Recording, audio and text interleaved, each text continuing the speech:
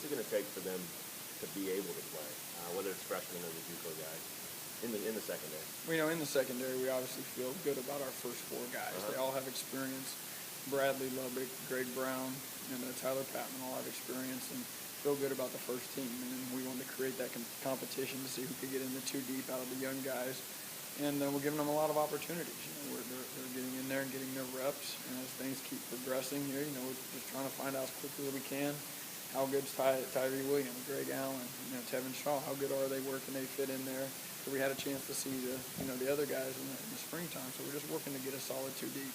Is there an obvious area where those guys are, I don't want to say behind in a derogatory sense, but, you got those veterans that have been doing it so long. Is there an obvious area, skill set-wise, where those guys are behind? Well, with all true freshmen, it's right. Everything is new to them, from the base fundamentals, just footwork to our communication to, then all the defensive schemes and all that. It's all new to them. So, they're learning, they're picking it up. And the good thing about, this time of year, you get the one-a-day practice, so you get a lot of meeting time. You get to work with them, and they're all very bright kids and doing a nice job. They always say quarterback in the secondary. I mean, you got a guy like that, or is it more of a group effort? Oh no, it's a little bit of a group effort. All four of those guys right now are they're not shy kids. You know what I mean? They're not quiet guys. They're not that type of person. All four of them are more than willing to open their mouth and take control of things. They have a lot of experience. So, in terms of a captain of it, I'm not really sure one guy stands out more than the other. All four of those guys are really doing a good job taking ownership in it and leading and providing that type of energy and leadership. Greg seemed to finish so strong last year. Has he picked up where he left off pretty much? I mean, obviously you weren't here, but do you have any idea? Yeah, from what I've seen from Greg is that he is into being the best corner he can be. He's working hard every day. He's playing at a pretty high level right now, and he has a good skill set to begin with. So there's no reason if he continues to improve and progress that he shouldn't be a very solid corner. What's his best attribute? He can run and change direction. So right away he's a pretty good cover guy. You can feel pretty good about Greg, and he's not a small guy, so he can match up to most people in a man coverage situation. Your experience here as a player and coach over the years, now with practice just getting underway, can you discuss in a sort of big picture sense the opportunity that's out here to get this thing turned around and what that means to you personally? Well, obviously, you ask what it means to me personally. I've invested a large part of my life into this program.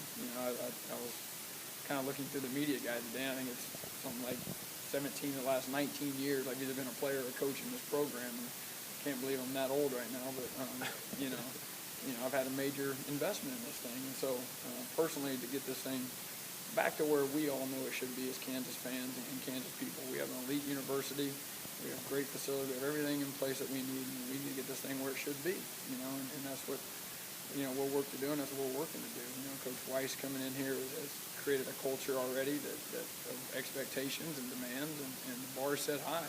Our kids understand that the bar is set high, and that it's time to go. Coach Camp, I was talking the other day about, when he was asked about scheme and what kind of scheme he's been around, he said a lot of that had to do with the personnel that he had and what they can do. I mean, what can your guys do well, and what can they not do? We're a pretty versatile group back there. Our corners are truly good-sized corners who can be, and they're not soft. There's called as is. There's some corners out there who just don't want to touch people, and we're fortunate that we've kind of gotten that out of our guys, and they don't approach it that way. So we easily, both those guys at corner have the ability to play man or zone very well.